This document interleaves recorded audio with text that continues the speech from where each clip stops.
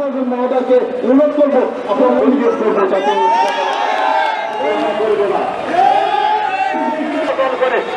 তাই অনতি বিলম্বে এই সমস্ত গাড়ি ট্রাফিক ব্যবস্থা নাই আপনারা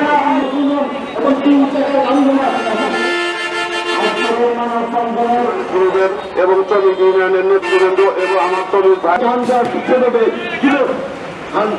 কিলোমিটার যানজটের মৃত্যু দেয়। তাই আমি প্রশাসনের দৃষ্টি আকর্ষণ করছি, বিশেষ করে জেলা প্রশাসকের সাহেবের কাছে, বিশেষ করে পুলিশ সুপারের কাছে, আপনার ডিআইজি মহোদয় বিভিন্ন রাষ্ট্রীয় বিভাগীয় কমিশনের কাছে এবং আমাদের সিরাজগঞ্জ মহামাটি মানুষের নেতা ইকবাল হাসান মাহমুদ টুকু ভাই চলনী খনিজ সম্পদ মন্ত্রী মহোদয়ের কাছে দৃষ্টি আকর্ষণ করে শুনেছি আমাদের এর থেকে আমাদের রেহাই দেন।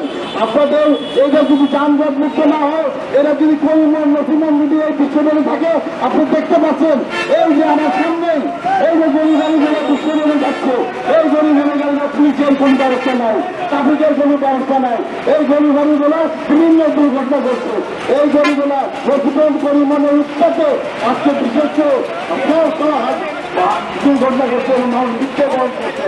তাই আমি বিশেষ করে এবং প্রিন্সিপাল মহোদয়কে বলতে চাই, আপনারা এই জীবন পরিবহন থেকে আমাদেরকে বাঁচান, দুর্ঘটনা মৃত্যুর হাত থেকে আপনাদের বাঁচান এবং প্রতিদিন রহরহ দুর্ঘটনা ঘটতেছে। আমি বলতে চাই সিরাজগঞ্জ পুলিশ সুপার মহোদয় এবং সিরাজগঞ্জ ডিসি মহোদয়কে যে আপনি অতিলম্বে আপনারা এই সিরাজগঞ্জ ট্রাফিক পুলিশি ব্যবস্থা করেন, চালু করেন দ্রুত, জানি আমরা মহাসড়কগুলোতে নিরাপত্তা পাই এবং লক্ষ্য করতেছি জানি রেকার রাস্তায় নাই বললেই চলে। গাড়িগুলো অ্যাক্সিডেন্ট হলে পরে পুলিশের যে রেকার ছিল সেই রেকারগুলো এখন উদা হয়ে গেছে, কোথায় দেখতে পাচ্ছি না। যাই হোক, আমি সবার কাছে বলবো একটাই যে আপনারা দ্রুত পুলিশ এবং ট্রাফিক ব্যবস্থা চালু করেন। আপনাদের জানাই সিরাজগঞ্জ জেলা ট্রাক ও ট্যাঙ্গরি শ্রমিক ইউনিয়নের পক্ষ থেকে সংগ্রামী সালাম ও অভিনন্দন। প্রিয় সাংবাদিক ভাইরা এবং জনসাধারণের অংশ এবং শ্রমিক ভাইরা, আজকে আমরা এই মানববন্ধনে উপস্থিত হয়েছি।